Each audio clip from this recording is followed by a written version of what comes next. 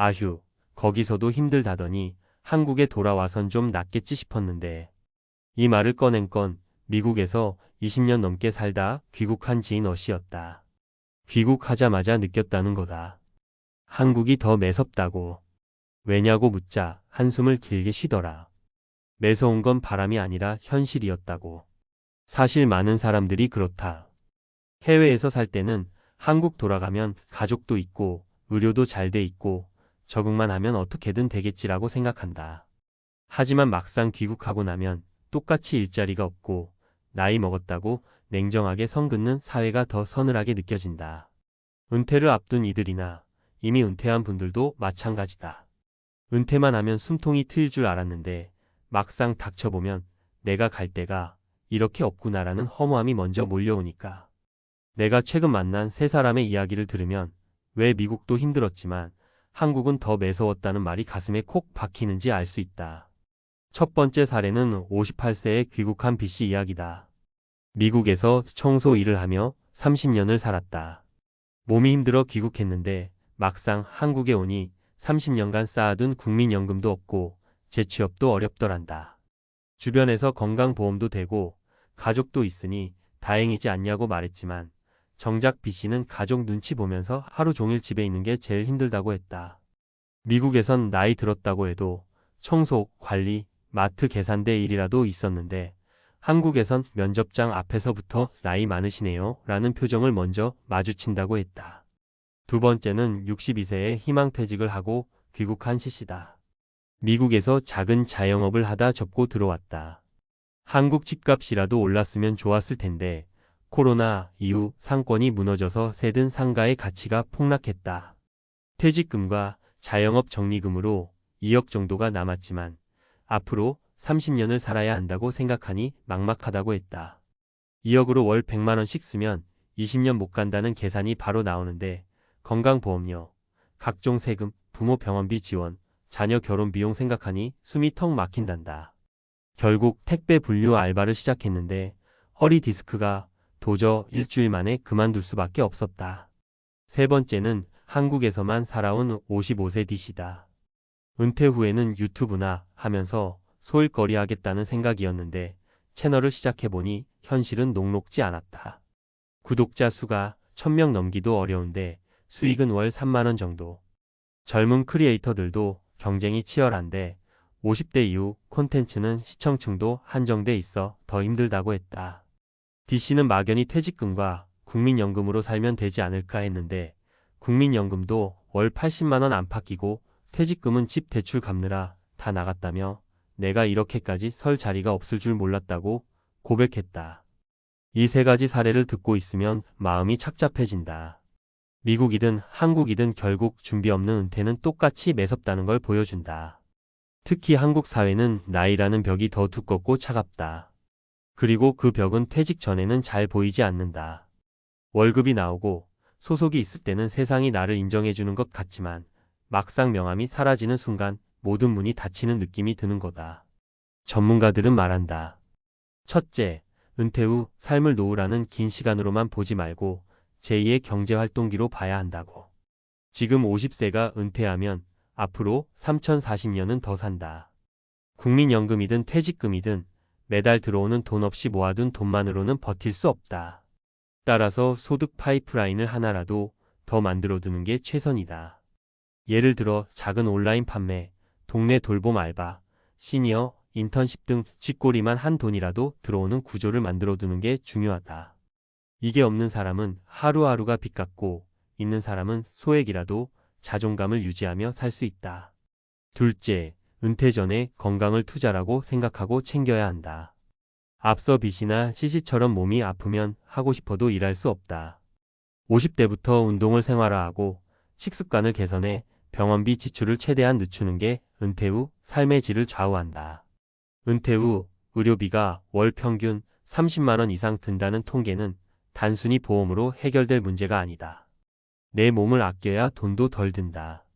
셋째, 가족에게 기대지 않을 수 있는 구조를 만들어야 한다. 물론 자녀가 부모를 모시고 부모가 자녀를 돕는 건 자연스러운 일일 수도 있다. 하지만 요즘 세대는 다르다.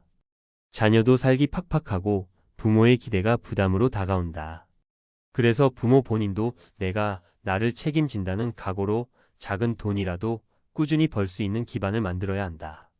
이때 가장 좋은 방법은 지금 다니는 직장에서 최대한 오래 버티며 재취업 경로를 만들어 두거나 퇴직 전에 자영업이 아닌 전문성 기반의 1인 사업을 시험해보는 거다.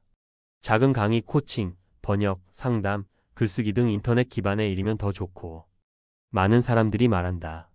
미국이 힘들어도 거긴 그래도 나이 든 사람을 필요로 하잖아.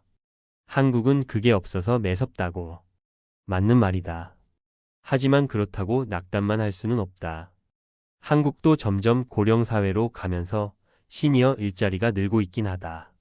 다만 준비하고 도전하는 사람에게만 기회가 보인다. 그리고 그 준비는 50대 중반부터라도 늦지 않게 시작해야 한다. 은퇴라는 단어를 들으면 사람들은 이제 끝났다고 생각한다. 하지만 진짜 현실은 끝이 아니라 새로운 생존의 시작이다.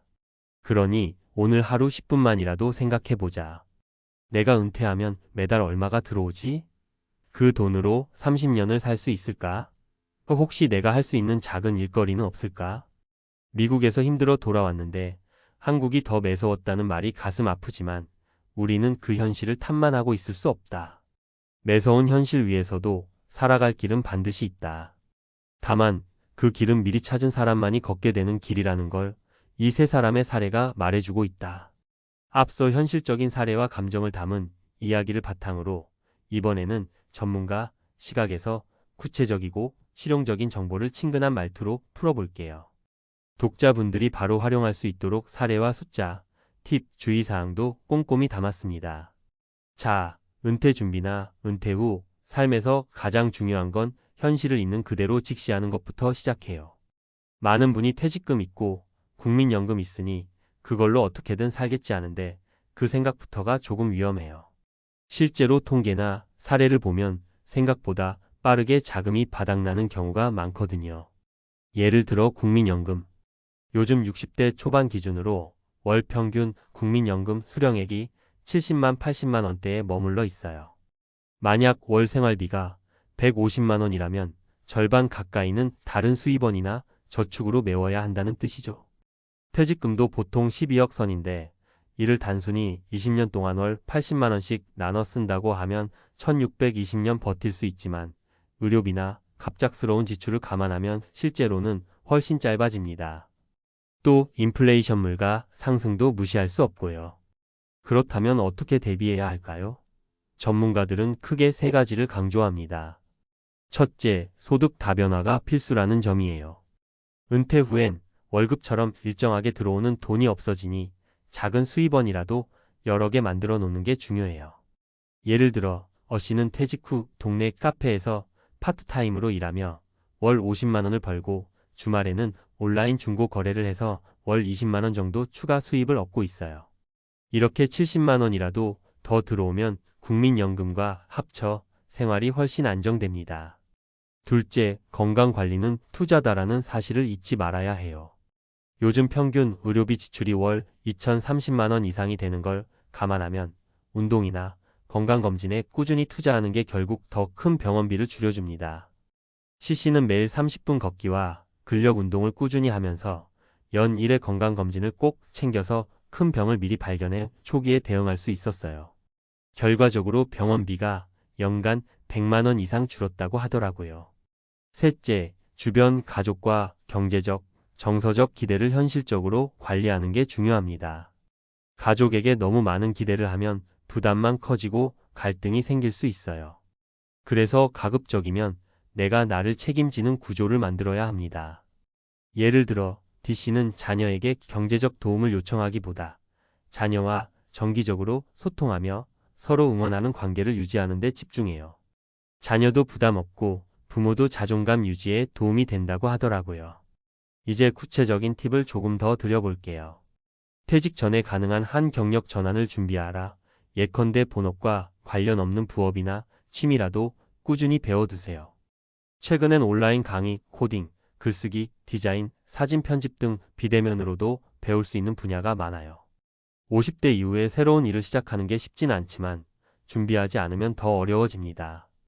정부와 지자체 지원 프로그램 적극 활용하기 은퇴자, 재취업 지원, 시니어 일자리 사업, 창업 지원금 같은 다양한 제도가 있습니다. 예를 들어 서울시 시니어 일자리 사업은 60세 이상에게 월 30만 50만 원가량의 일자리를 제공합니다.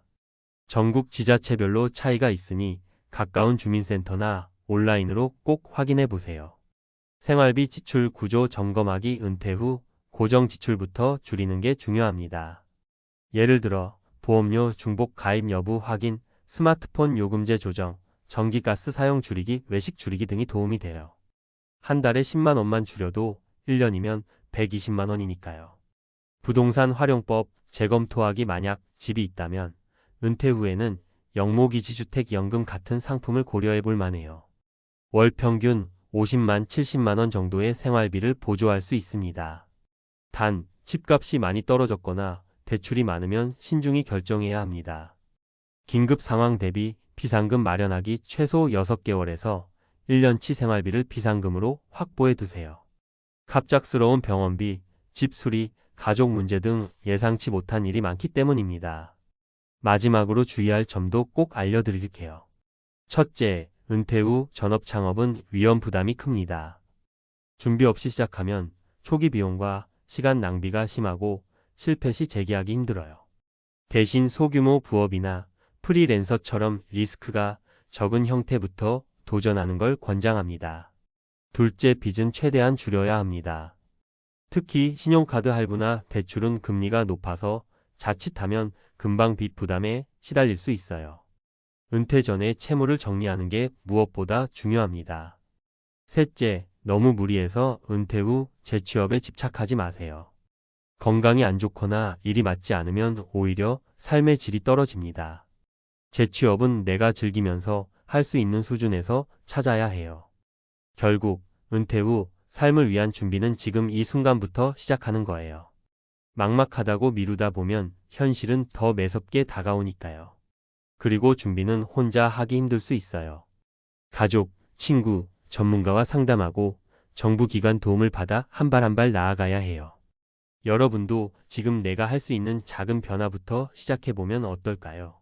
하루 10분씩 지출 점검해보고 건강 위해 걷기부터 시작하고 새로운 취미나 기술 배우기에 관심 가져보는 거요. 그게 바로 매서운 현실을 이기는 힘입니다. 혹시 궁금한 점 있으면 언제든 물어보세요. 같이 고민해 드릴게요.